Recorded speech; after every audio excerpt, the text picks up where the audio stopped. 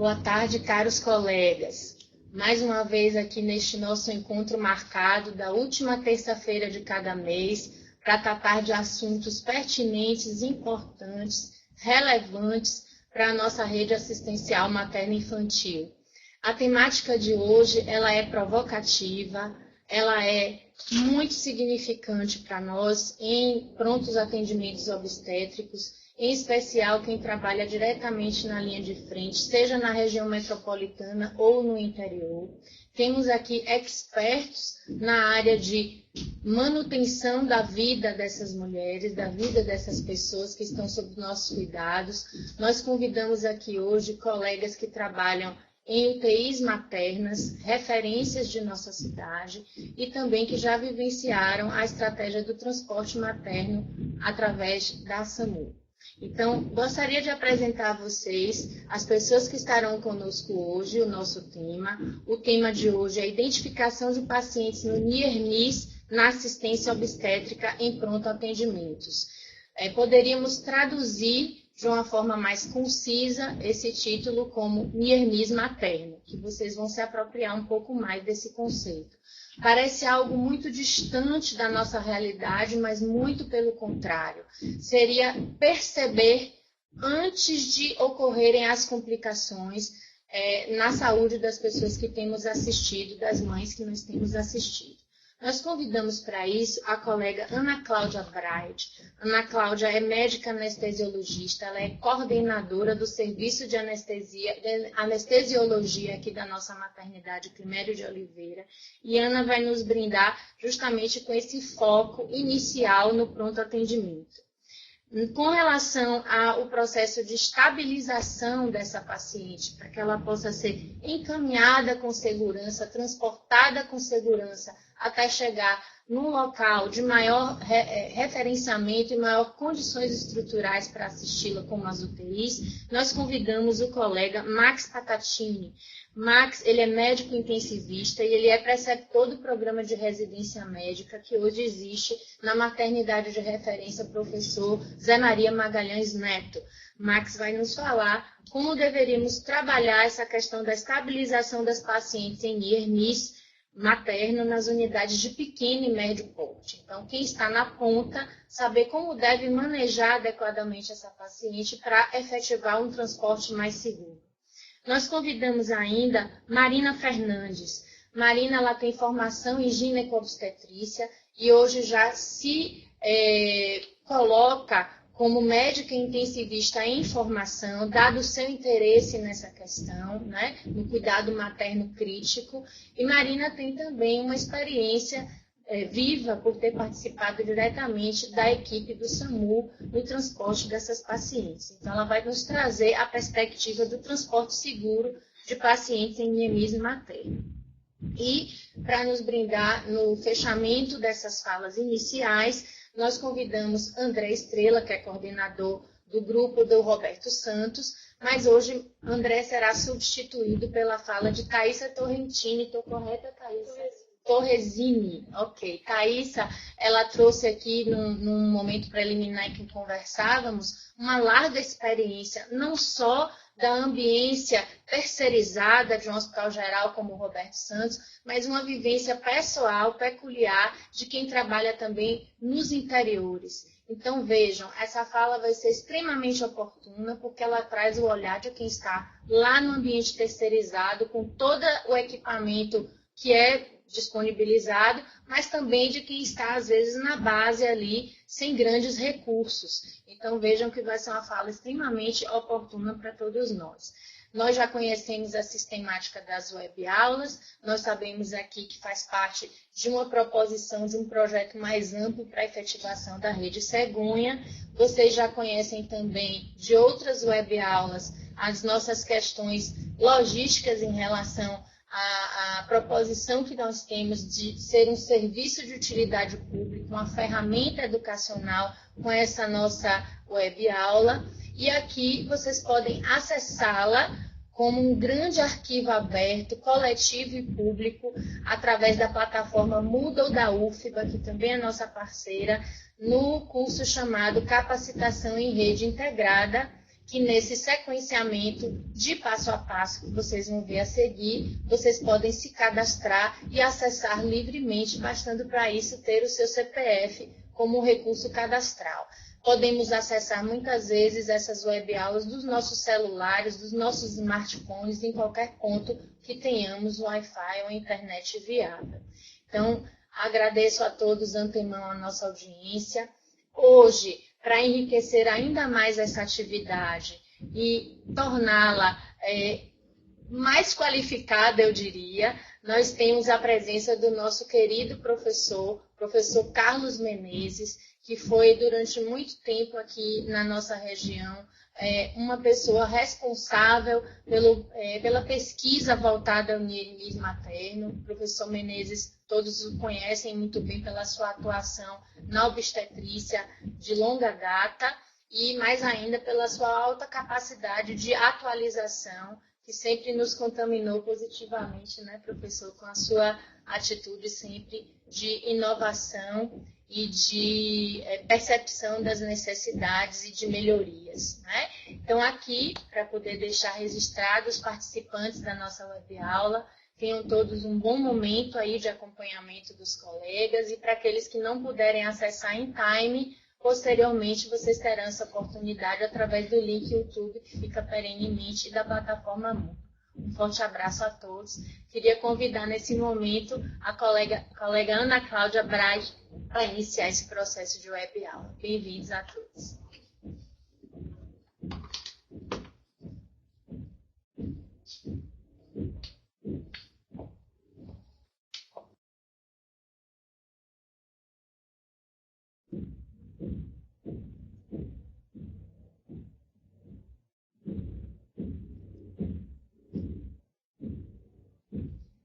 Bem, eu vou começar dando boa tarde a todos e agradecendo aqui o convite e trazendo que para mim, como anestesiologista, foi realmente um desafio, porque quando eu recebi inicialmente o convite para tratar de um tema, NIRMIS, que nós estamos até acostumados enquanto anestesiologistas, depois fui instigada a pensar no tema em si que me foi oferecido, que é a identificação de pacientes NIRMIS na assistência obstétrica em pronto atendimento. O que significou que eu tive que voltar um pouco, porque o anestesiologista, ele normalmente atua na ponta e não na identificação. Ele já pega o paciente identificado. Aí vamos lá. Para falar de NIRMIS materno, cabe antes fazer uma diferenciação na conceituação. Os conceitos de segurança vieram da indústria aeronáutica, em que o NIRMIS era usado para estudar e entender assim, as causas determinantes de acidentes aéreos. E na década de 90, esses conceitos foram trazidos para a medicina como conceitos de segurança do paciente. E a OMS criou a Classificação Internacional de Segurança do Paciente e definiu 4 grupos de incidentes, que eu não vou me deter aqui, mas é só para diferenciar que, neste momento, a OMS conceituou NIRMIS como um incidente que não atinge o paciente, tendo como exemplo mais clássico assim, um paciente que é homônimo de outro, sobre o qual vai ser instalada uma bolsa de sangue, que não era para ele, mas no momento da instalação se percebe o engano e isso nem chega a acontecer. Esse é o NIRMIS mais clássico da OMS. Mas quando se fala de NIRMIS materno, a coisa já fica um pouco diferente. Porque um caso clássico de NIRMIS materno, ele é uma complicação potencialmente grave. Então, para a OMS, NIRMIS materno é uma mulher que quase morreu, mas sobreviveu a uma complicação grave ocorrida durante a gravidez, parto ou 42 dias após o término da gravidez. Nesse conceito, a gente já vê que vem outras diretrizes englobadas. Primeiro, não se determina a idade gestacional. Significa que o NIRMIS pode acontecer desde o abortamento até o puerpério em torno de 42 dias. As pacientes são consideradas NIERMs quando elas sobrevivem a uma condição ameaçadora à vida que lhe impõe uma disfunção orgânica com desfechos orgânicos graves. Bom, para conceituar melhor isso, a gente pode entender a gravidez como uma sequência de eventos numa população geral. Então, na base da pirâmide, nós vamos ter aquela população de gestantes que passam ilesas por esse momento tão especial da vida.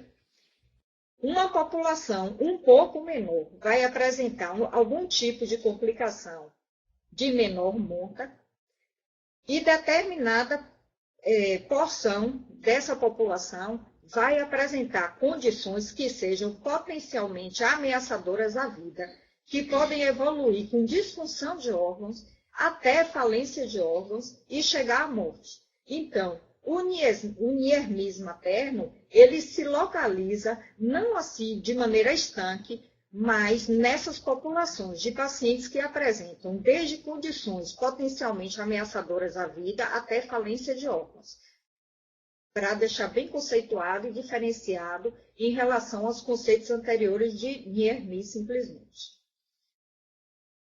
Bom, não se pode falar de NIERMs sem fazer um paralelo com a mortalidade materna, como a doutora Karina anteriormente já tinha até introduzido.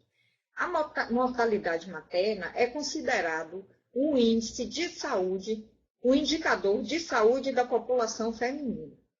E a OMS vem tratando como objetivo de desenvolvimento do milênio a redução dessa mortalidade materna. E tem recomendado que todas as pacientes sejam acompanhados por um profissional de saúde capacitado durante o parto, para que se possa criar programas de implementação de intervenções eletivas para o reconhecimento precoce e manejo de potenciais complicações.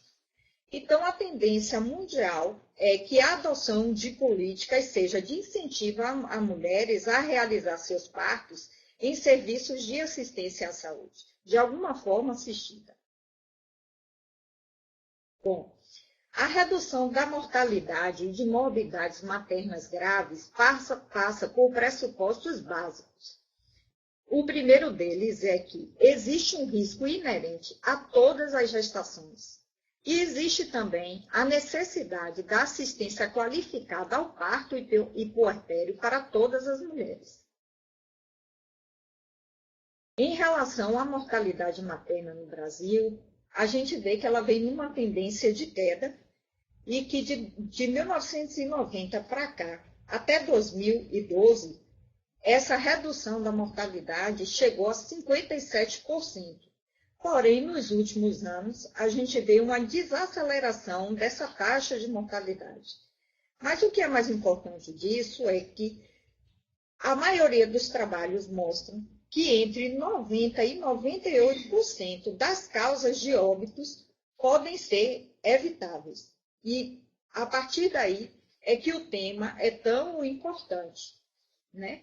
Casos de morte materna, eles são normalmente subnotificados. Então, eles são muito difíceis de serem estudados epidemiologicamente e servir de base para intervenções.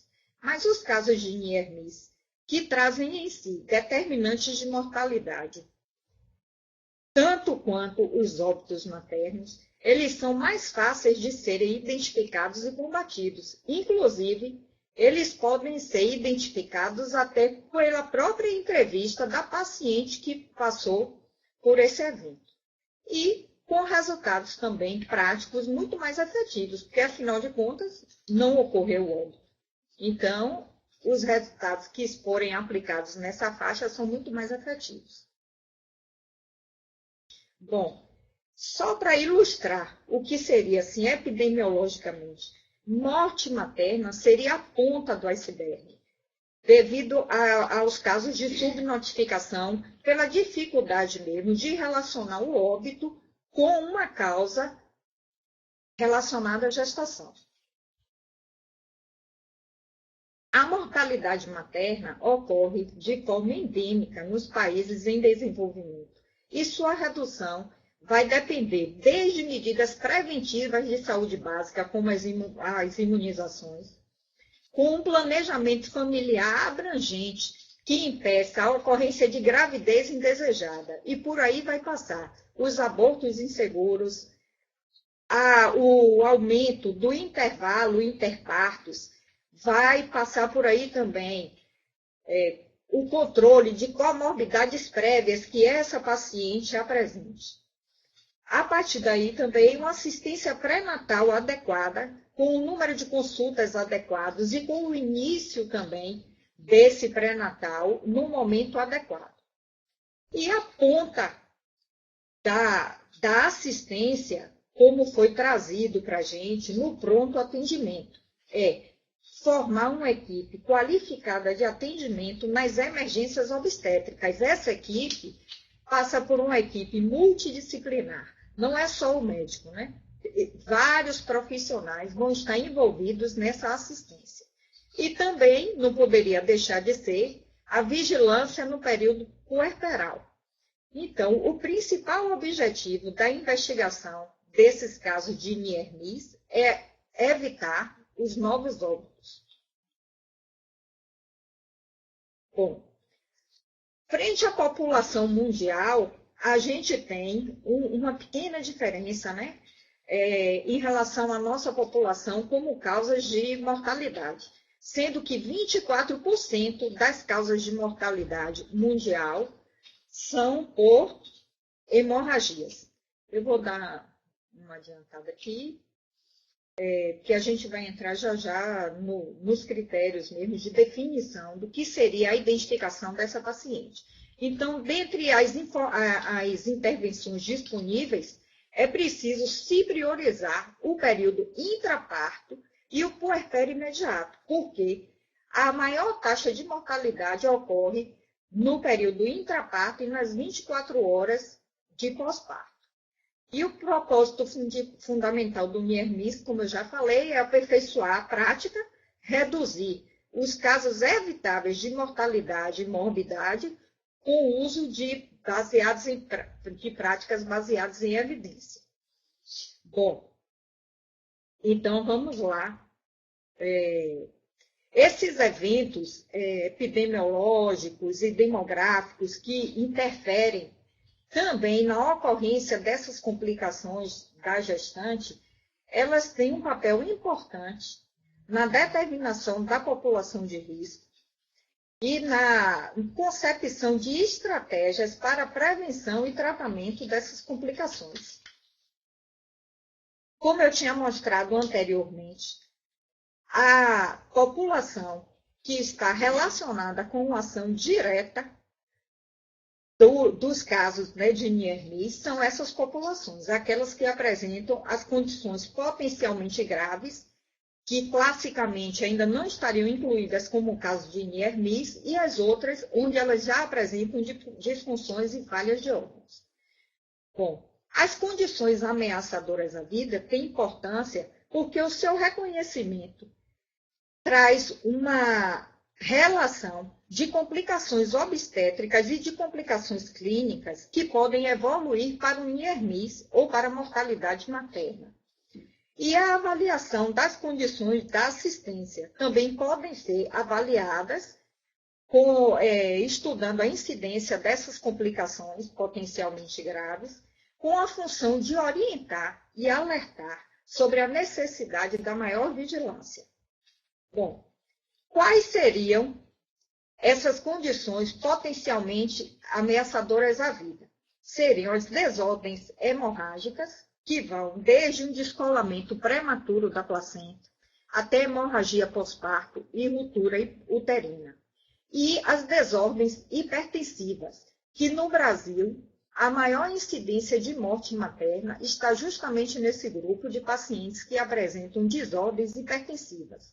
Então, nos alerta a paciente que apresenta quadros de pré-eclâmpsia severa, eclâmpsia, hipertensão arterial severa, e evoluindo com encefalopatia ou HELP síndrome. Outras desordens também são de importância para chamar a atenção, como alerta de que o desenrolar do tratamento dessa paciente pode ter um desfecho desfavorável, que seria endometrite, edema pulmonar ou desordens de manejo também. Aquelas pacientes que receberam transfusão de sangue, que tiveram necessidade durante o seu manejo de acesso central, o internamento, admissões na UTI, tudo isso deve servir de alerta para casos de complicações potencialmente graves. A OMS definiu critérios com uma definição padronizada que uniformiza a busca ativa dos casos de NIERMIS. Esses critérios podem ser clínicos, laboratoriais ou do próprio manejo da paciente. Aqui são os critérios clínicos que vão ficar aí, né? Vão ficar expostos, não adianta decorar. Então, eu vou passar adiante os critérios laboratoriais, né? Os critérios de manejo. Mas o que é importante deixar claro a maioria das pacientes apresentou apenas um ou dois desses critérios de inclusão para um desfecho potencialmente grave. Então, não precisa associação de critérios para que a gente perceba que essa paciente está demandando uma atenção e um cuidado maior. No Brasil, os critérios que mais prevalentes foram os critérios clínicos, que prevaleceram em torno de 50%, com alterações da frequência respiratória como o critério mais importante, e de critérios de manejo, a transfusão de mais de 5 unidades de concentrados de hemácia. E o critério laboratorial, apesar de ser de menor incidência, o mais importante foi a trombocitopenia aguda. Bom, no Brasil, o NIERMIS está relacionado, a primeira causa de relação com o NIERMIS é a eclâmpsia, e seguido dos distúrbios hemorrágicos, o que dá para a gente inferir uma sequência de acontecimentos, como pré-eclâmpsia da paciente que vai à cesárea, evolui com infecção grave e sepse. Nos países desenvolvidos, a causa mais importante é a hemorragia. E eu, como anestesista, não podia deixar de trazer aqui a visão anestésica do manejo dessa paciente. O anestesiologista, quando ele se vê frente a um caso de uma paciente cirúrgica e grávida, ele tem que tratar essa paciente com maior atenção do que ele trataria uma mulher na mesma faixa etária que ela não estivesse grávida. A gente já muda o estado físico do paciente de asa 1 para asa 2, e se a gente associar a essa mudança de estado físico qualquer outro fator de risco, seja ele obesidade ou uma urgência, todas as pacientes vão ser consideradas NIERMIS. Muito obrigada, e agora a gente vai dar prosseguimento aqui com o manejo dessa paciente com o Dr. Max. Obrigada.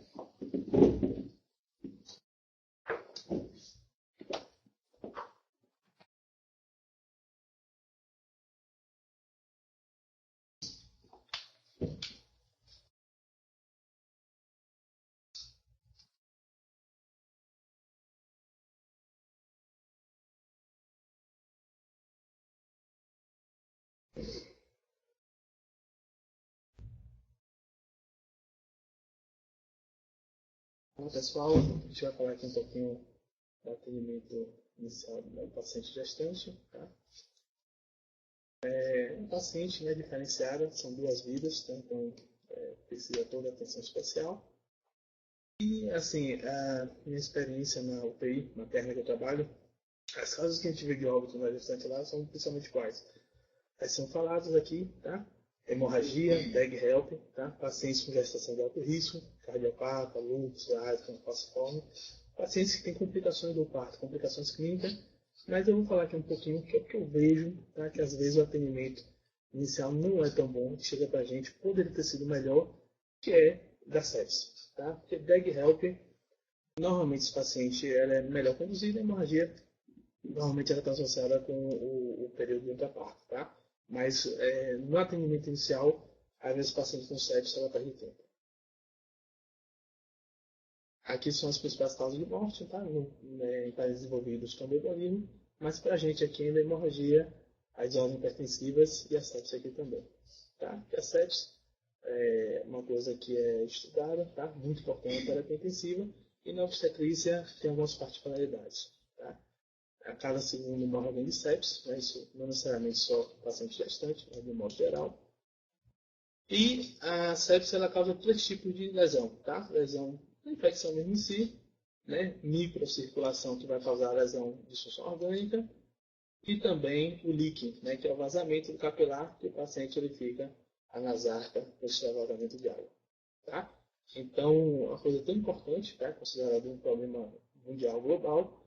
E em 2012, tá? Saiu esse guideline aí, saiu o 3º consenso de sepse com novas definições.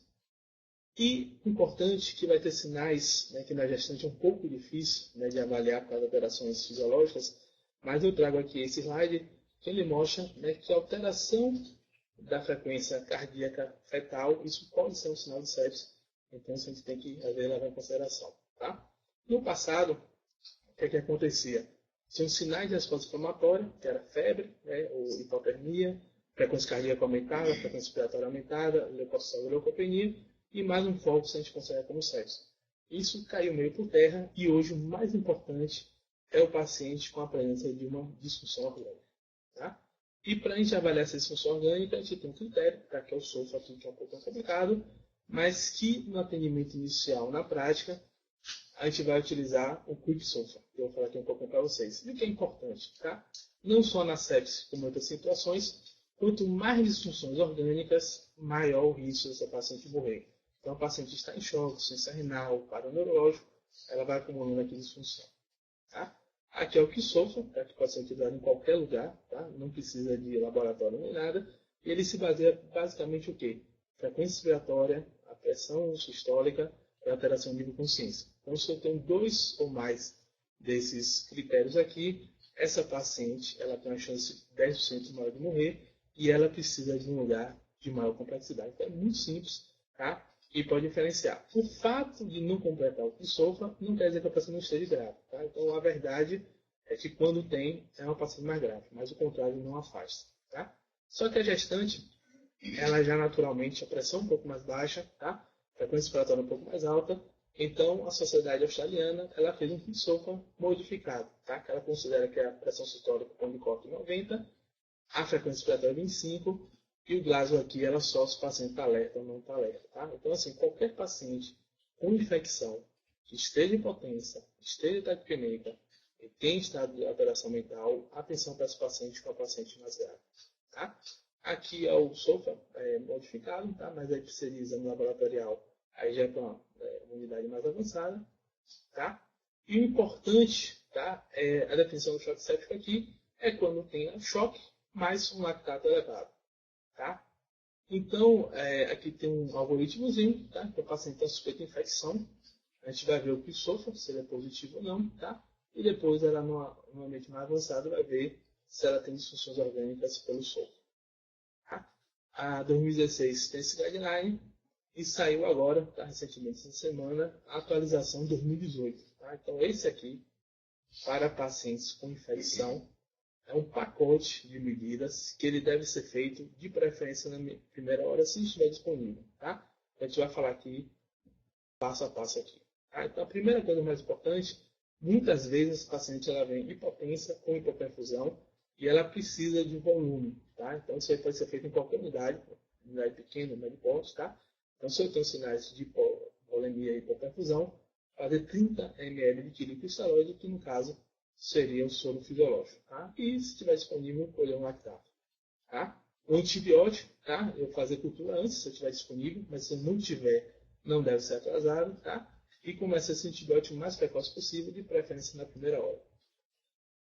O antibiótico de amplo espectro, tá? Vou falar aqui um pouquinho depois, e não utilizar antibiótico se não tiver quadro de infecção.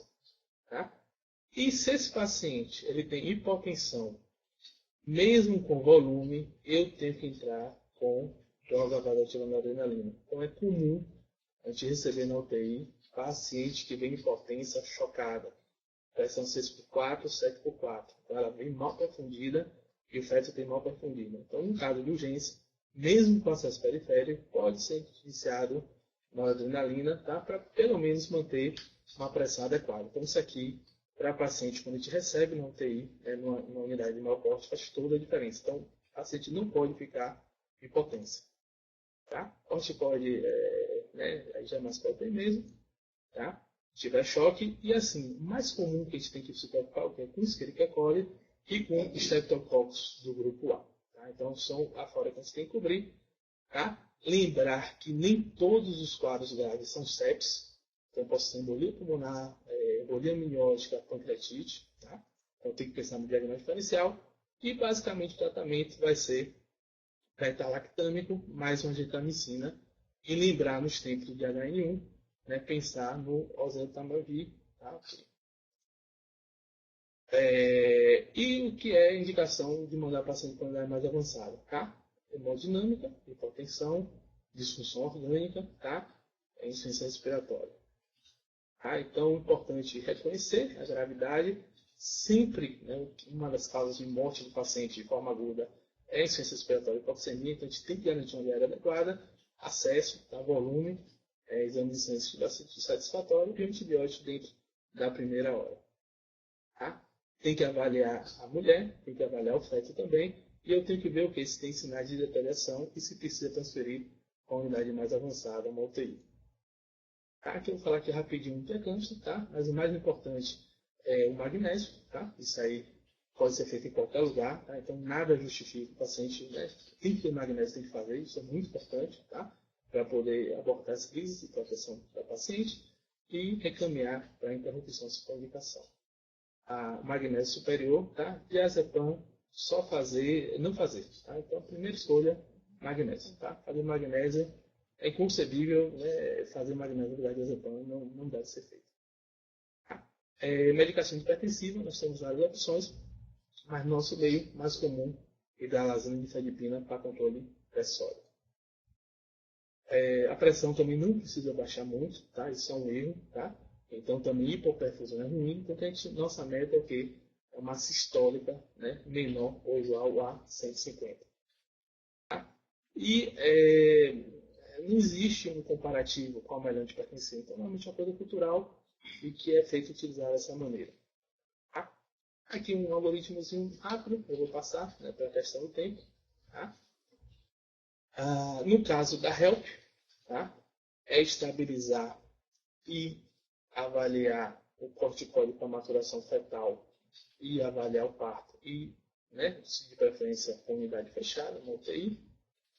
A corticóide não tem indicação, benefício para HELP. Tem um caso de trabalho, aqui seguem vários trabalhos mostrando que não ajuda na HELP o corticóide. Tem um trabalho mostrando que não ajuda. Aqui outro trabalho mostrando que não ajuda. Mais um aqui mostrando que não ajuda. Tá? Então, o importante aqui é usar o corticóide para maturação fetal. Tá? Então, assim, para ela grave, com HELP, a última coisa que ela precisa é do corticóide para ela, se for o caso, para o feto. Tá? Então, se a plaqueta estiver baixa, estiver disponível, transfundir abaixo de 20 mil ou 50 mil na perspectiva de fazer a interrupção, tá? E aí dar uma unidade a cada 10 quilos. Então, paciente 70 quilos, 7 unidades está bem. Tá? Transfundir, HB aqui de 48, tá? E aqui, se tiver disponível, exames mais complexos. Tá? Então, de novo aqui o corticóide, tá? Acho que você reparar que eu não gosto de corticóide muito, tá? Mas corticóide para maturação fetal sim, mas para síndrome HELP não ajuda muito. Tá? E, assim, o paciente está grave lá, eu preciso transferir, preciso estabilizar. Isso aqui é só para dizer que nem sempre um paciente grave com plaquetopenia é HELP. Então, pode ser outras situações também, mas que normalmente também vai ajudar encaminhando ela para interromper essa gestação. Tá? A paciente gestante, muitas vezes, ela está super bem.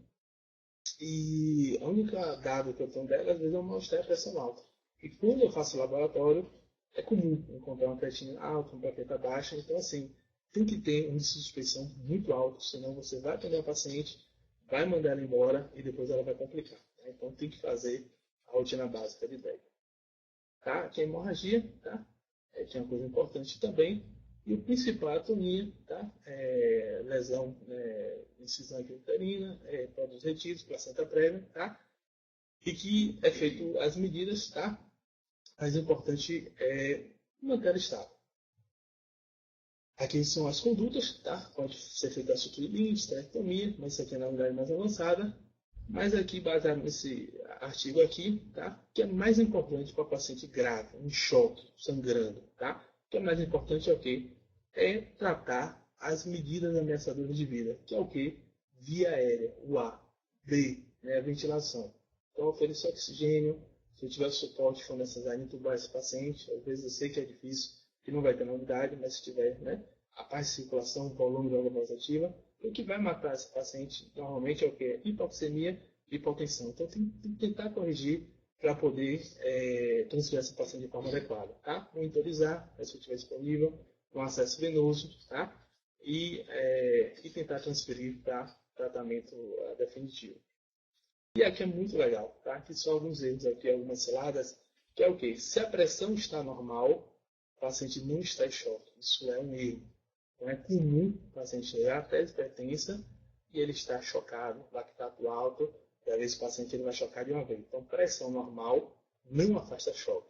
A outra, vamos fazer um raio-x de tórax, uma tomografia, antes de colocar antibiótico. Isso é um erro. O que é que eu tenho que fazer? Se eu tenho suspeita de infecção grave, eu tenho que fazer antibiótico o mais rápido possível, de preferência na primeira hora. Tá?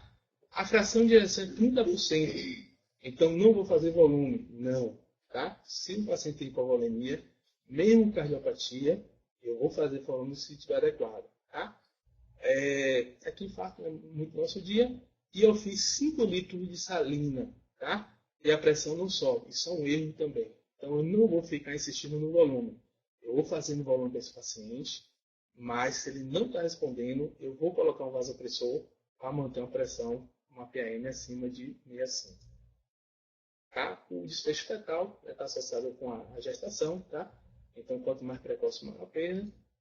E eu falo sempre que o feto ele é parecido com o rim. Então se você tratar bem o paciente, você está tratando bem o rim. Então, a melhor forma de a gente ajudar o feto nessa parte inicial é tratando quem? Mãe. E com isso, a gente evitando hipoxemia, evitando acidose, eu vou dar uma condição melhor para esse feto. Tá? Às vezes eu tenho que interromper, principalmente se eu tenho casos graves de hipotensão e hipoxemia, sempre a decisão é muito difícil. E no caso de uma PCR, né, que caso possa acontecer, eu tenho que lembrar que se for uma causa elétrica, eu tenho que chocar.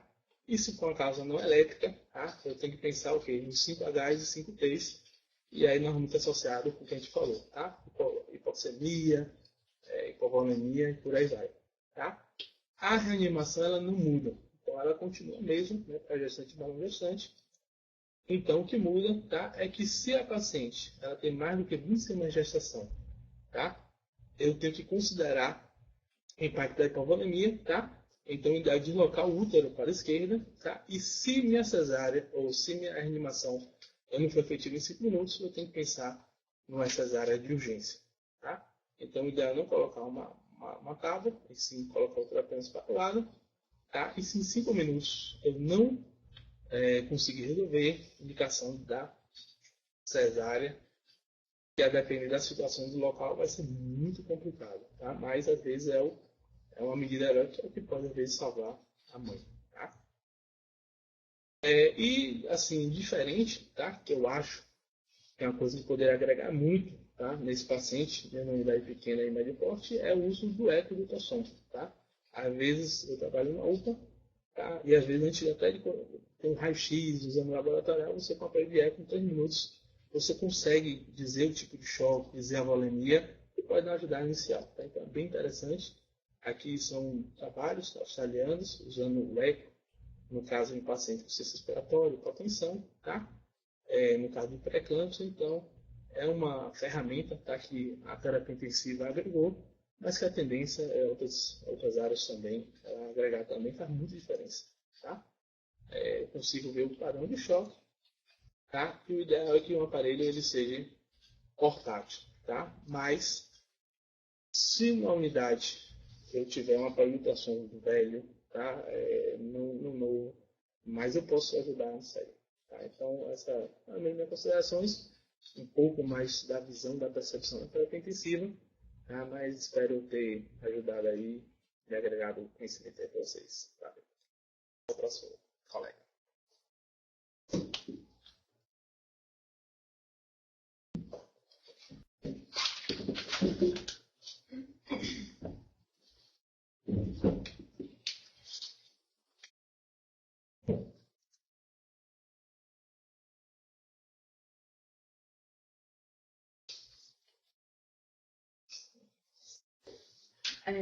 Acho que o ponto que vai ser um pouquinho mais polêmico, que é uma das coisas que a gente sempre discute muito, até nas sessões de óbitos e tudo mais, é realmente a questão do transporte seguro dessas pacientes.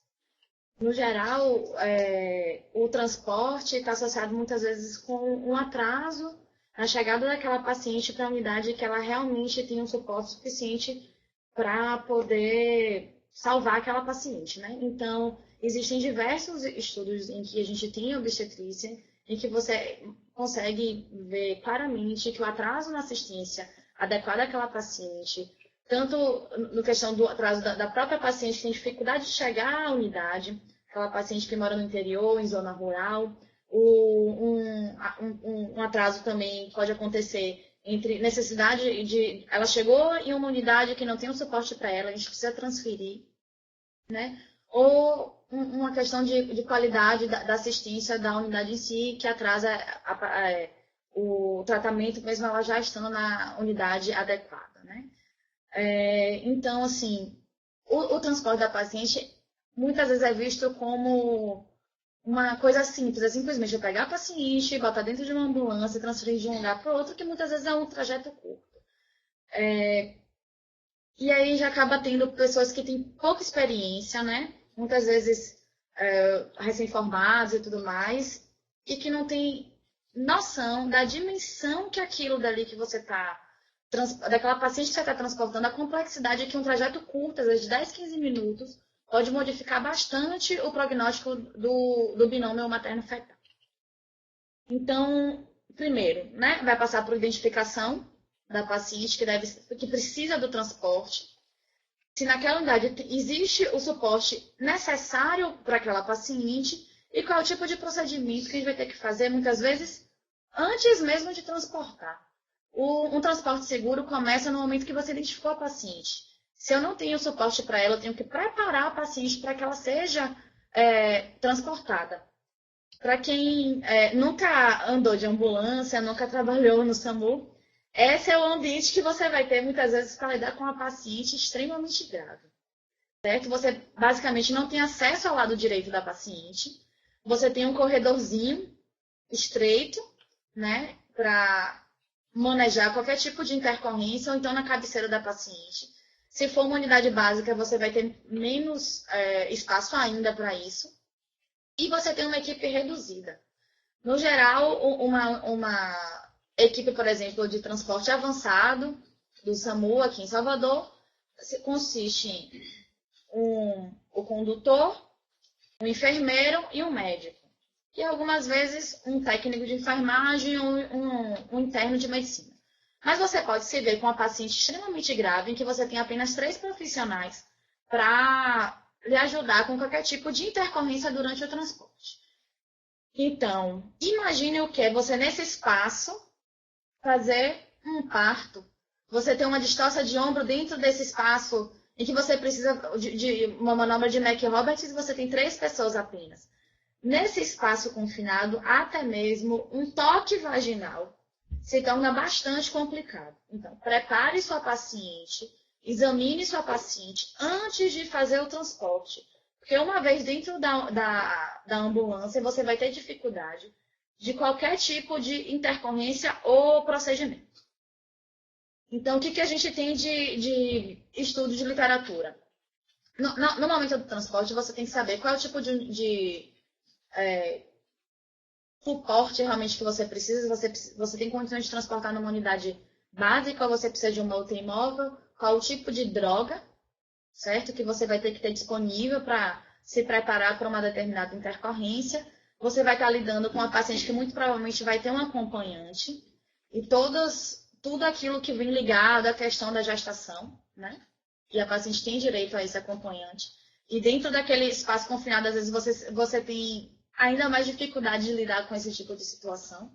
A questão da ergonometria. A paciente vai estar numa maca que você não tem muito espaço. Você tem já se você tem mais do que 20 semanas de gestação, você tem um útero gravídico, às vezes você precisa deslocar aquele útero e você vai ter dificuldade com aquele espaço pequeno. Então, a gente vai ter que sempre pesar riscos e benefícios. Qual o risco do transporte de uma paciente, por exemplo, com DPP, em que você ainda não interrompeu a gestação? Uma paciente que você está em período expulsivo. Eu vou botar essa paciente dentro da ambulância. Será que o ideal não seria primeiro aguardar aquele parto, dar assistência ao período expulsivo, dar assistência àquele bebezinho? Imagine o que você ter 3 pessoas dentro de uma ambulância, ter que dar assistência ao parto e depois fazer uma reanimação neonatal. Então, muitas vezes, aquela ânsia da gente de transferência da paciente, porque sabe que naquela unidade onde ela está não existe o suporte adequado, a gente acaba prejudicando ainda mais a paciente. Uma reanimação neonatal dentro de uma ambulância também é uma coisa extremamente complicada. Às vezes é melhor que você aguarde o parto, dê assistência adequada e transporte separadamente mãe e RN e recém-nascido, de maneira muito mais segura do que você ter um parto dentro de uma ambulância, ter que parar uma ambulância no meio da rua para conseguir fazer algum tipo de procedimento. Então, o que a gente vai preparar a paciente antes do transporte? A paciente tem insuficiência respiratória? Entube a paciente antes de iniciar o transporte. Não, você ter que garantir uma via aérea dentro da ambulância vai ser algo bem mais difícil. Se a paciente está convulsionando, o ideal é que você controle essas convulsões também antes que ela saia da unidade. Dentro da ambulância, você vai ter dificuldade até para conseguir acesso. Como eu já tinha falado em relação ao período expulsivo, se você tem um parto iminente, a depender do tempo que você acha que vai durar aquele transporte, o ideal é que você aguarde o parto antes de botar a paciente dentro da ambulância. Se você tem um sangramento, a depender da unidade que você estiver, você tem algumas medidas para controlar o sangramento antes de transportar. Um balão intrauterino, que você faça misoprostol, ergotrate, deixe a ocitocina caindo antes do transporte inicie. Em relação à paciente gestante em si, durante o transporte, lembrar que a paciente que já está num período um pouquinho mais avançado de gestação, você vai ter o feto, né, fazendo uma compressão de veia cava, e essa paciente pode se tornar ainda mais hipotensa do que ela já está, apresentar algum tipo de sintoma quando ela está em decúbito dorsal. Então, o ideal é que você tente levantar um pouquinho a cabeceira, se for possível, ou que você peça que uma das pessoas durante o transporte, né, realmente afaste esse útero para que você tenha um manejo melhor da paciente durante o transporte. Outra coisa também muito importante é dispositivos. Perda de dispositivo durante o transporte é uma coisa muito comum. E às vezes você tem uma dificuldade muito grande em substituir aquele dispositivo durante o transporte. Ou quando você chega na unidade final, você vai ter dificuldade de conseguir um novo. Então, cuidado com os acessos periféricos. Garantem que os acessos estão pérdios. Ter que funcionar o acesso durante um transporte pode ser bem complicado. Se a paciente tem acesso venoso central, cuidado com o tipo de medicação que está caindo ali. Cuidado com o retorno de sangue nesse acesso. Mantenha algum tipo de soro fluindo para que você não coagule o acesso. Muitas vezes você está vindo de uma unidade do interior, que você vai ter várias horas de transporte. E você pode acabar perdendo esse acesso da paciente e você não vai ter material disponível durante o transporte para conseguir uma outra coisa como essa. As pacientes que já estão sendo transportadas, por exemplo, com PAM, cuidado para que ele não abra durante o transporte, comece a sangrar, você pode ter uma perda muito importante, que pode não ser visto rapidamente, você pode ter um choque hemorrágico simplesmente de um acesso aberto, que está ali durante 4 ou 5 horas, exteriorizando o sangramento. Sondas, lembrar de fechar a sonda, não botar simplesmente a sonda no colo da paciente durante o transporte, com ela aberta, em que você pode ter retorno de urina já contaminada. E você não vai ter o resultado desse tipo de contaminação não vai ser ali naquele momento, né? Você vai ver aquela paciente que depois de vários dias evolui com sepse de foco urinário, cuidado com drenos de tórax. Muitas vezes a gente vê que as pessoas levantam os drenos, esquecem de fechar o dreno, ou então acaba realmente na hora do transporte. A paciente e os dispositivos têm que estar todos dentro da maca. E a maca é um espaço também apertado, e você tem que ter cuidado para que não fique equipos ou a mão da paciente, ou qualquer coisa do gênero do lado de fora, porque na hora que você está transportando, aquilo pode prender em algum lugar, a paciente pode se machucar, pode perder o dispositivo, certo? Então, aqui, né, é mais ou menos o posicionamento que a gente deve, a manobra que a gente deve fazer durante o transporte para afastar o útero. E, mais uma vez, a gente até estava comentando um pouco antes de iniciar a aula, muitas vezes durante o transporte existe uma dificuldade em relação à disponibilidade de vaga, né? Muitas vezes o gargalo que a gente tem são os leitos neonatais, você tem disponibilidade de UTI materna, mas você tem dificuldade em relação a receber uma paciente que tem uma gestação com idade gestacional ainda prematura, em que você não vai ter aquela vaga disponível para receber de forma adequada o bebezinho. Então, muitas vezes o que a gente fala é interrompa a gestação, mande a paciente puérpera, porque a gente tem dificuldade em relação ao leito de UTI neonatal. Muitas vezes a gente tem dificuldade em conseguir a UTI móvel. Muitos colegas, naquela situação em que você vê que a paciente precisa da intervenção rápida, optam por fazer o transporte da paciente numa unidade básica, em que vai o médico, que ele tenta preparar minimamente o material para algum tipo de intercorrência, ou então ele não pode abandonar o plantão porque ele tem outros pacientes ali, ele é o único médico da unidade, ele opta por mandar aquela paciente com o enfermeiro. É sempre uma decisão muito difícil, porque você, de uma forma ou de outra, você pode acabar perdendo essa paciente. O transporte é sempre uma situação delicada, mesmo aquela paciente que vai ser transportada simplesmente para um exame. Se você não toma o cuidado adequado nessa paciente crítica, limítrofe, em que você, se tiver gestante ainda, né, você tem uma segunda vida aí para cuidar, e que você pode perder tempo, você pode prejudicar aquela sua paciente por medidas que a gente acaba não percebendo quanto são importantes.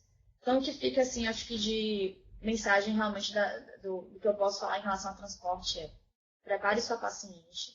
A partir do momento que você identificou que a sua unidade não tem suporte adequado àquela paciente, comece a preparar ela para que ela consiga ser transportada de maneira efetiva e segura. Qual é o tipo de transporte adequado, se ela precisa de uma unidade básica, de uma unidade avançada. Corra atrás dessa regulação. Procure sempre, né? Seja proativo. A partir do momento que já conseguiu a regulação, não esqueça que a sua paciente, até ser transportada, ela ainda é de sua responsabilidade. Reavalie, faça as medidas necessárias até que o transporte chegue e avaliar se aquele momento é o momento adequado de transferir. Se ela está num período possível já bem próximo do nascimento do bebê, faça o parto antes. Reanime a sua paciente de maneira adequada e preste atenção com os dispositivos, certo? Para finalizar, essa é uma foto autorizada, certo? Para uma paciente lá da UTI da José Maria Magalhães Neto, que passou por uma situação de NIRMIS, e a gente consegue fazer um trabalho legal, adequado, e conseguir ver, por exemplo, a paciente como ela, que 4 meses depois voltou com sua nenenzinha que nasceu com 980 gramas e que já está uma meninona, para mostrar para a gente que quando a gente trabalha de forma adequada, a gente tem um resultado fantástico.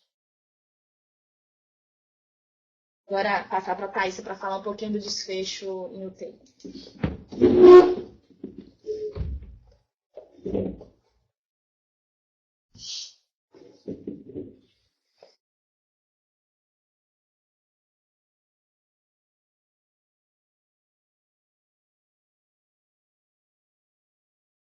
Então, ficou sob minha responsabilidade falar um pouco sobre a importância dos 3 atrasos, né? Então, o desfecho dessas pacientes, das pacientes NIRMIS na UTI materna.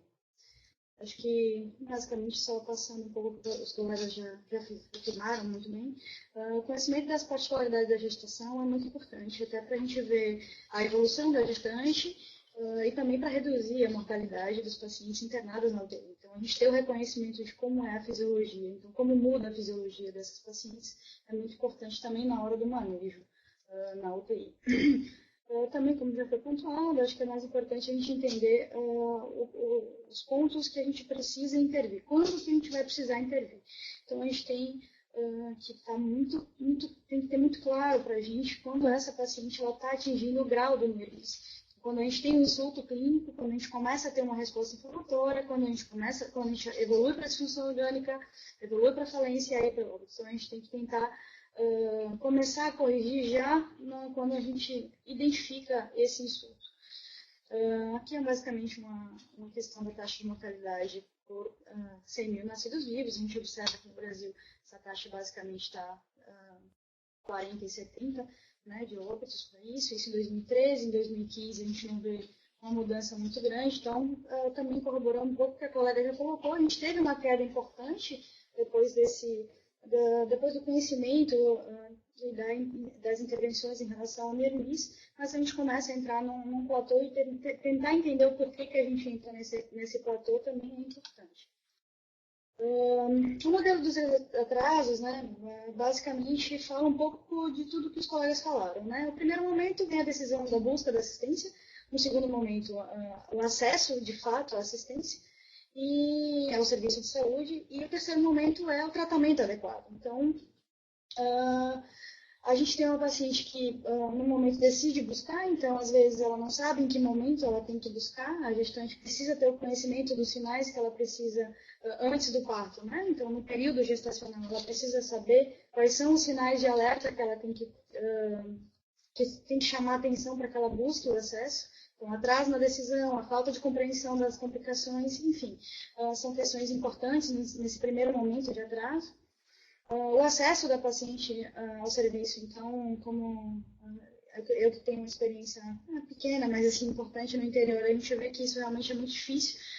As barreiras geográficas são muito difíceis, a gente tinha locais onde eram mais de 40, 50 minutos para chegar numa unidade básica, então, realmente, o acesso ao serviço de saúde implica muito nessa questão dos 3 atrasos, né? E, finalmente, o acesso ao tratamento adequado.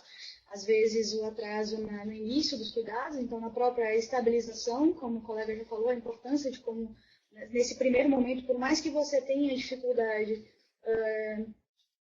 local, né? Pela estrutura local, por mais que você tenha essa dificuldade, existem coisas que nós podemos fazer para diminuir esses riscos, né, quando a gente identifica essas pacientes. Então, os critérios, né, em 2009, os critérios clínicos são os mais importantes. Eu acho que esses precisam ser identificados em qualquer unidade que você esteja, que você atenda a gestante, são importantes para você começar a acender o sinal de alerta em relação às pacientes que podem complicar. Então, os sinais clínicos realmente são os mais os que a gente tem acesso em qualquer lugar, né? Existem também os critérios laboratoriais e os critérios de manejo, que aí já requerem uma estrutura um pouquinho maior, pelo menos laboratório e tudo mais. Os distúrbios mais importantes, né, que a gente vê também colocado muito bem pelos colegas, basicamente a mortalidade materna ela está associada ou a distúrbios hemorrágicos, mundialmente falando, ou a distúrbios hipertensivos, quando a gente coloca essa classificação, quando a gente observa esses dados mais nacionais. Esse é um estudo também que mostra justamente isso, né, em relação a quais pacientes, os principais casos de NIRMI da identificação e de quais as principais complicações, né, hipertensão, basicamente, e hemorragia. A mortalidade materna hoje, a taxa de mortalidade ela gira em torno de 23%, isso é uma coisa que, na verdade, a gente tem em algumas referências, né? Não muda muito isso, dependendo do local que você avalia. Esses são só os critérios que a gente já tinha pensado, né? Ficou um pouco. Os fatores determinantes, só reiterando isso, em alguns estudos a gente vê que as questões socioculturais, as questões ser primigesta, multíparas, são questões que também são importantes nessa questão da mortalidade. E os principais, reiterando de novo, pré-eclâmpsia e a síndrome HELP são fatores importantes em relação a...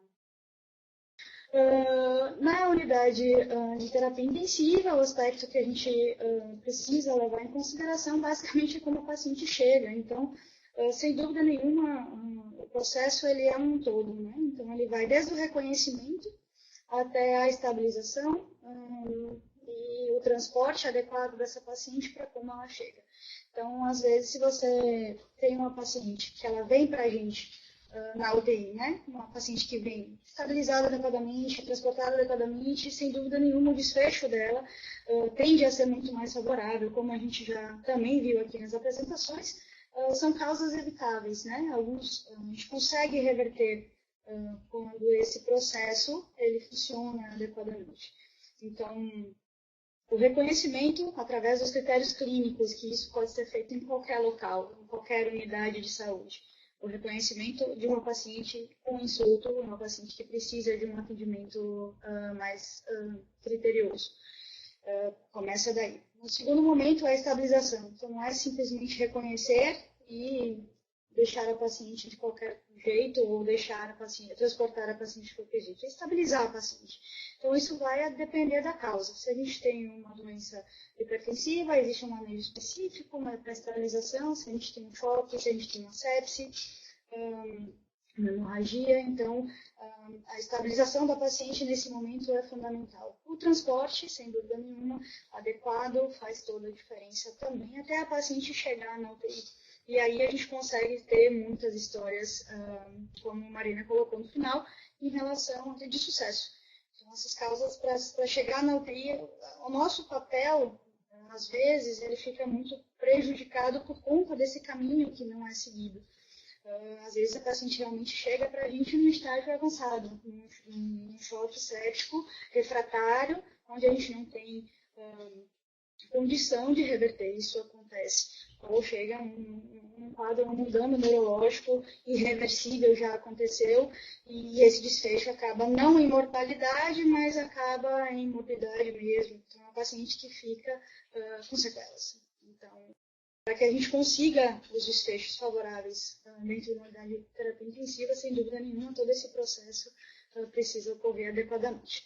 Então, como pontua aí, a utilização do conceito NIRMIS aplicado à saúde materna ele constitui uma importante ferramenta, né, de combate à morte e na melhora da qualidade do cuidado obstétrico e, com certeza, um desfecho mais favorável.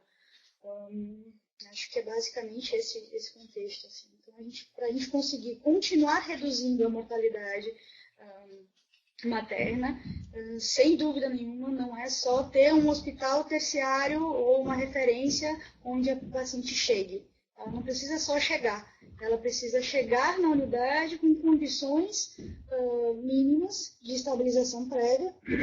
Às vezes a distância é de 5, 6, 7, 10 horas. A gente já pegou pacientes que viajaram durante 6 horas numa ambulância. Então, essas 6 horas, sem dúvida nenhuma, são de fundamental importância no manejo final, né? No desfecho final, na verdade. Então, isso acho que era basicamente isso que eu tinha para falar.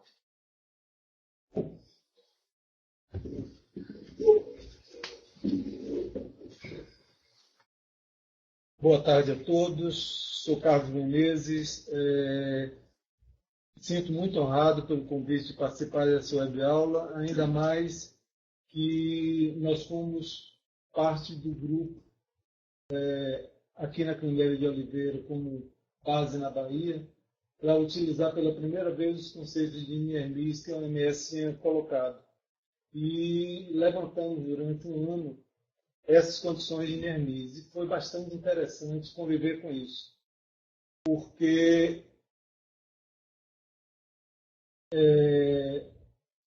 os atrasos que terminam acontecendo na investigação da morte materna, eles são muito importantes. São principalmente porque a morte representa um caso de insucesso e se criam máscaras assistenciais que terminam ocultando a morte materna, então as causas dessa morte materna. Enquanto que quando a gente lida com NIRMIS, a gente lida com sucesso. A gente lida com as pacientes que sobreviveram. E a paciente passa a ser testemunha viva de sua própria assistência. Então é muito mais fácil a gente reconhecer a trajetória assistencial que essa paciente viveu e como a gente intervir a nível de saúde pública nessa trajetória de forma a gente poder reduzir a morte materna. Se na morte, por exemplo, em Salvador, eu tenho condições de, analisando os casos de morte materna, eu cito aí entre 30 e 40 casos que acontecem, quando eu vou multiplicar isso por NIRMIS, eu consigo um número bem maior e bem mais fácil da gente investigar essa trajetória. Então, isso é muito bom.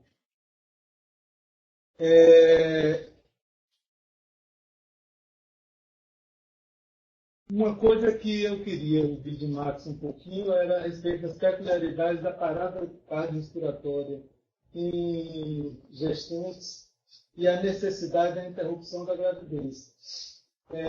Nós nos preocupamos muito com a reanimação dessa paciente, não nos esquecendo de que parte dessa reanimação passa necessariamente pela interrupção de gravidez. Então, que tempo eu tenho para poder fazer isso? Como é que eu posso lidar com isso, Max?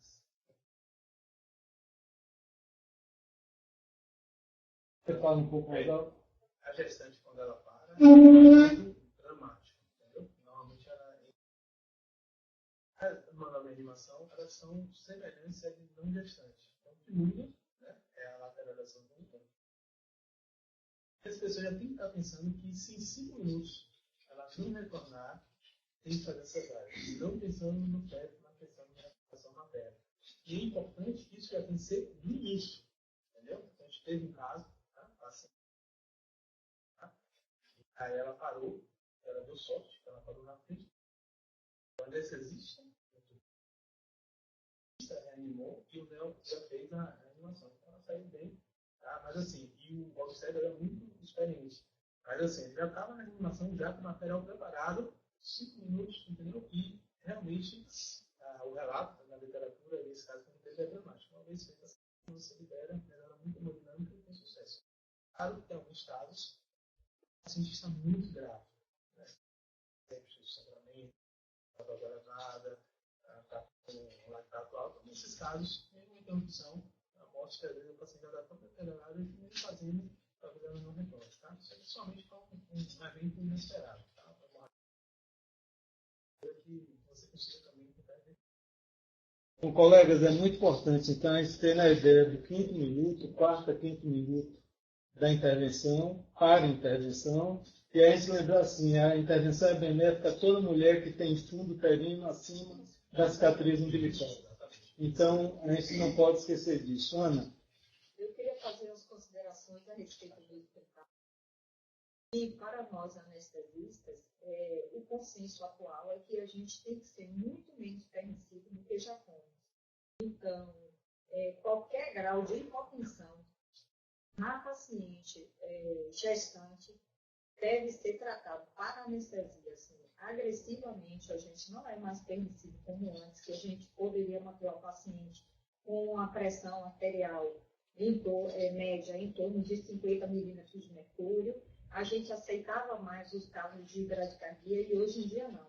As terapêuticas, né, e os guidelines de atendimento à paciente na urgência é de que qualquer grau de hipotensão deva ser corrigida com manomas agressivas. E o foco, assim, em relação à assistência, é ao paciente. Então, nas pacientes acima de 20 semanas, que você está fazendo uma resuscitação cardiorrespiratória e que ela em 5 minutos não responde, para a anestesia é mandatório que se intervenha realmente na interrupção da gravidez.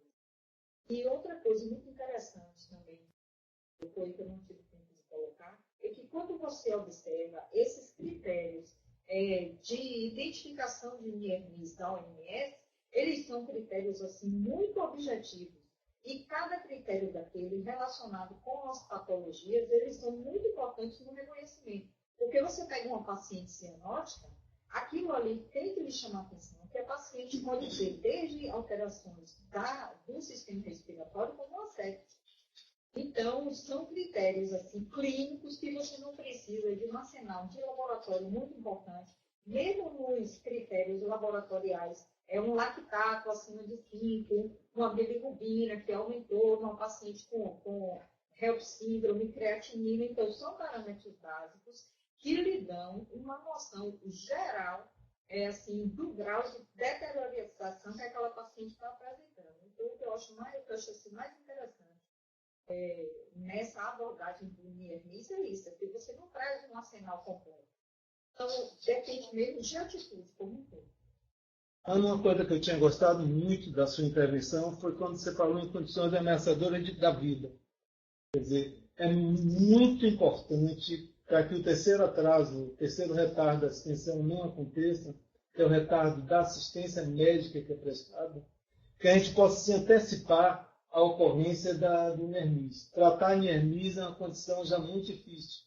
O ideal é que eu trate uma condição ameaçadora de vida antes que ela atinja a condição de NIRMIS.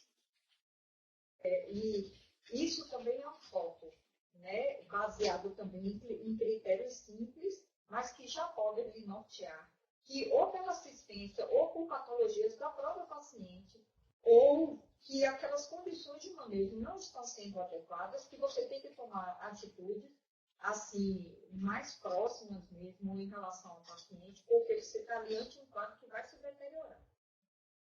Uma coisa que é importante a gente lembrar foram as observações que Marina fez a respeito da condição bastante restritiva que representa o interior de uma ambulância para uma reanimação dessa paciente. Aí me lembra muito o transporte das pacientes que têm pré-eclâmpsia. Pré-eclâmpsia grave tem que ser já em uso de magnetoterapia. Enfrentar uma convulsão e assistir uma convulsão dentro de um ambiente de uma ambulância é bastante difícil. O que é que você tem a dizer ainda sobre isso, Marina? Como eu tinha falado, né, realmente a ambulância é um ambiente que limita nosso manejo da paciente. E o que a gente vê muito, principalmente às vezes do interior, é que a paciente chega sem sulfatação, hipertensa, e que muitas vezes a justificativa é não tinha um sumário de urina para ver se ela tinha proteinúria. Então, muitas vezes você tem que se antecipar. Mesmo que ela não tenha realmente proteinúria, coisa do gênero, vale muitas vezes a pena você, por exemplo, sulfatar aquela paciente, fazer um esquema de intramuscular mesmo, já que você não tem bomba de infusão, esse tipo de suporte, para que a paciente chegue de forma mais adequada ao serviço final. Então, muitas vezes, para o transporte, você precisa ser um pouco mais agressivo do que em situações dentro de uma UTI, como, por exemplo, intubação. Às vezes, uma paciente hipoxêmica que você não tem uma VNI, que você tem, por exemplo, dentro de um ambiente de terapia intensiva.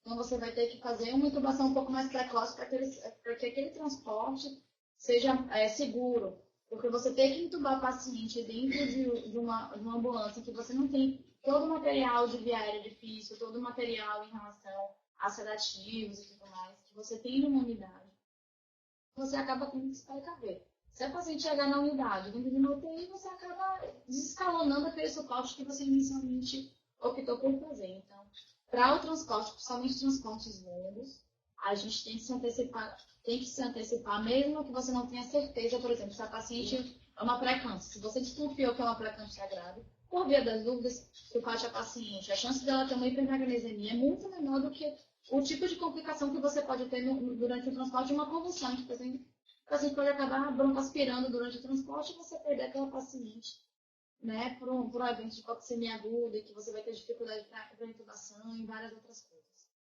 Eu acho que para que o transporte seja realmente de sucesso, você se preparar para a complicação.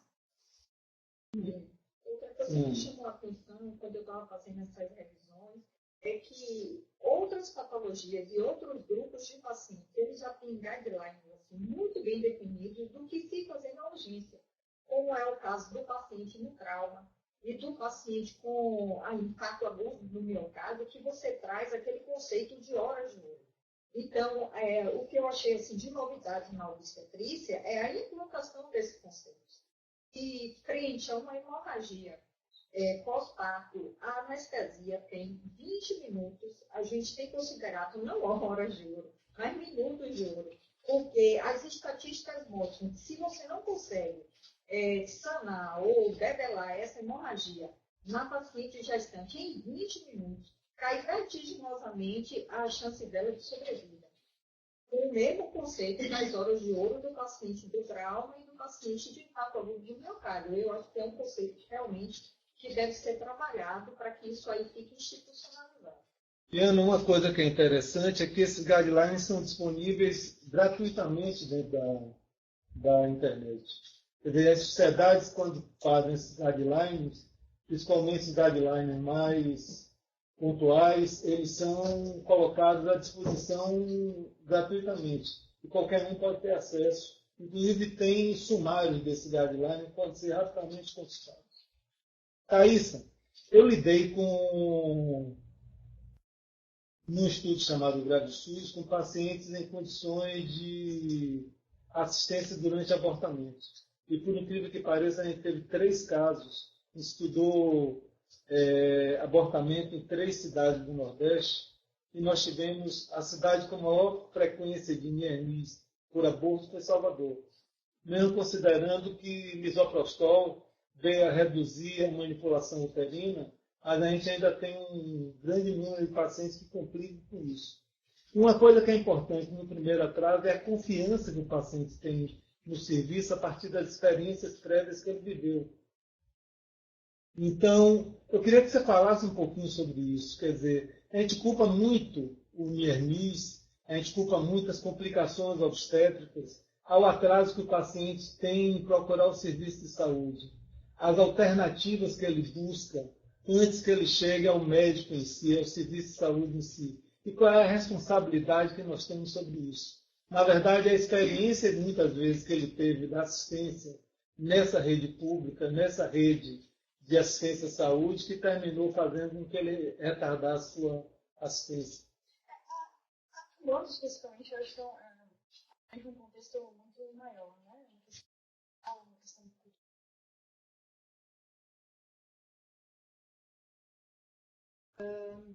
mas, sem dúvida nenhuma, isso acaba gerando se existe essa opção, se a opção foi essa, né?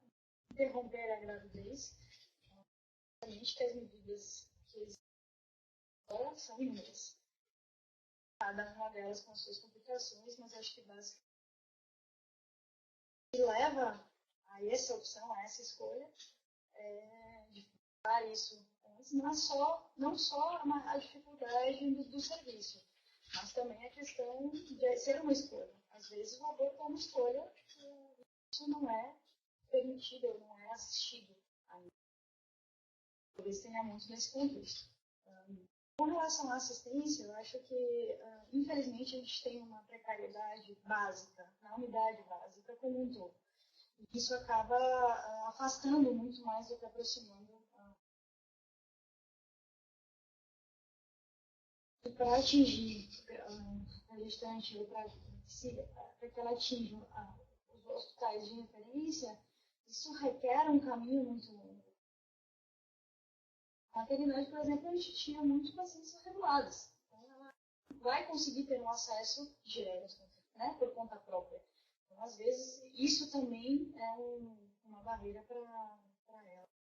Essa regulação ela acaba retardando muito esse processo, por falta de vaga, ou até como Maria colocou. Às vezes tem vaga para gestante, mas não tem vaga para bebê. Às vezes isso se atrasa muito. Então, acho que no contexto do aborto, especificamente, está muito associado a isso. Porque essa paciente chega para a gente no estágio muito avançado, muito mais por uma questão social, por uma questão da demanda, um temor de como ela vai ser recebida, do que basicamente pela negligência, né? Assim. E associado a isso, que aqui no Brasil a gente ainda tem o fato da criminalização do aborto. Então, eu acho que isso aí... a dificuldade, a questão sociocultural. Você não é... E legal, cultural, como também legal. Legal. Né?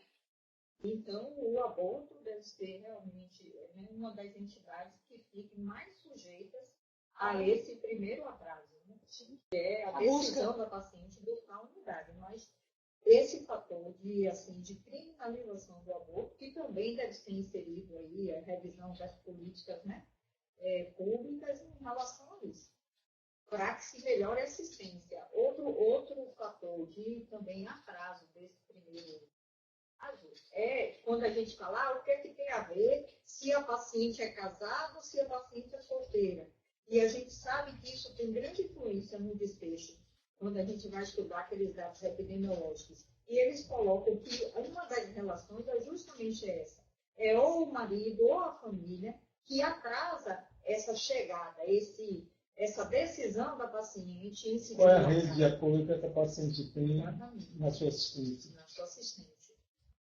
E eu acho que em relação ao aborto também esse fato da criminalização precisa ser, porque precisa se diminuir essa incidência dos abortos inseguros, porque é um grande fator. Se você for ver ali, está em torno de 8% de causas de mortalidade mundial. Além daquelas pacientes que, na verdade, optam pela interrupção já quando é gestações viáveis. A gente tem muitas pacientes que de hemorragia pós-parto, de poliomielite, com gestações de 26, 27, 28 semanas, que, na verdade, acham que estão abortando. Na época do trabalho do SAMU, eu fui muitas vezes para atendimentos em que a paciente ligou e falou assim, botei misoprostol, eu não sabia que já era um bebê, que era tão grande, eu achava que era um abortamento que poderia fazer em casa. Eu vi isso com 26 semanas aqui na Candélia de Oliveira, uma paciente que estava interrompendo uma gravidez de primeiro trimestre. Na verdade, era uma gravidez de 26 semanas, com um produto direto para a UTI. E a importância desse retardo com sepsis. E o mais complicado que a gente tem de lidar com a sepsis é talvez o paciente mais crítico que a gente tem jovem dentro da UTI, é o paciente séptico em termos de dificuldade para isso. Quer falar alguma coisa sobre isso, Marcos? O paciente da hemorragia, A valorização de sangra não há uma percepção da paciente descobre, já sangrou muito e às vezes vai conseguir se fazer. Mas normalmente, quando resolve o sangramento, essa paciente ela não morre, ela evolui bem. Então a gente vê na UTI, quando é feito o tratamento no momento certo, com 1, 2, 3 dias ela vai bem.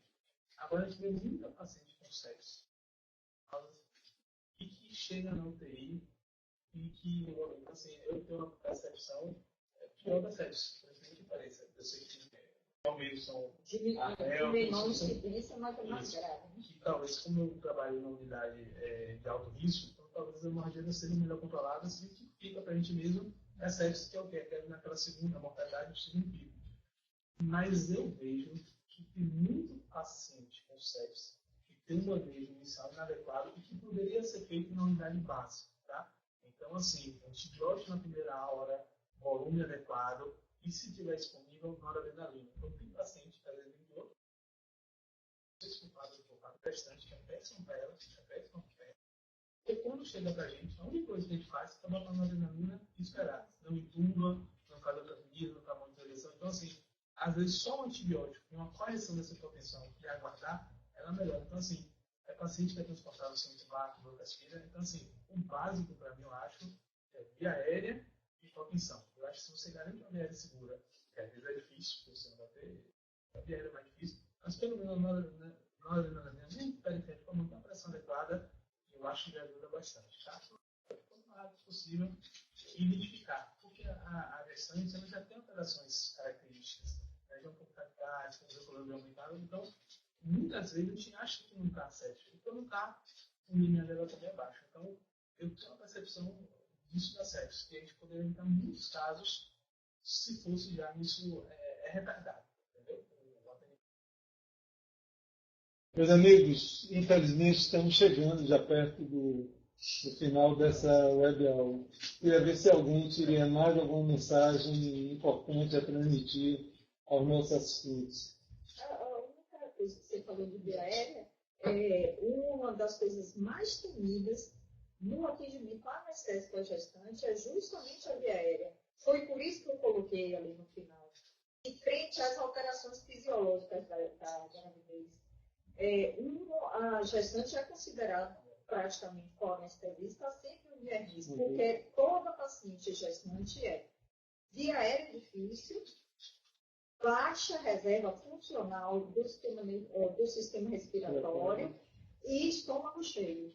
Então, talvez realmente o manejo dessa paciente mais precocemente, como a OMS ali até preconiza, com intervenções que sejam eletivas, para você prever essas complicações, talvez esse enfoque na via aérea devesse ser uma coisa que fosse mais assim explorada. Porque quando você vai ver causas maternas de óbito nos países desenvolvidos, o que você vê é uma associação grande com complicações anestésicas. A primeira causa é hemorragia, a segunda causa é tromboembolismo, a terceira causa é complicação anestésica. E basicamente relacionada também a uma música.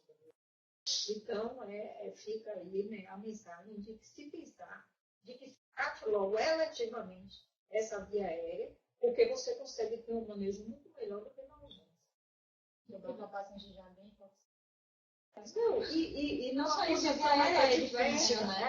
Então, você tem que ter todo o suporte como para você ter tratar sempre com uma via aérea. Você tratar eletivamente uma via aérea em que você pode induzir, você pode se preparar adequadamente, você pode posicionar material adequado, do que você chegar numa unidade, numa ambulância e você ter que abordar a via aérea dessa doente numa condição completamente diferente. Pensar que o manejo de uma via aérea difícil em condição relativa é muito mais fácil do que nas condições de urgência.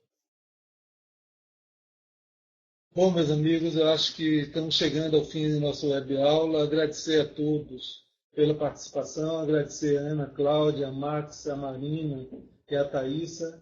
Eu acho que foi bastante enriquecedora a experiência de ter colegas de outras especialidades ensinando a nós obstetras de como manejar melhor esse tipo de paciente crítico. Muito obrigado a todos.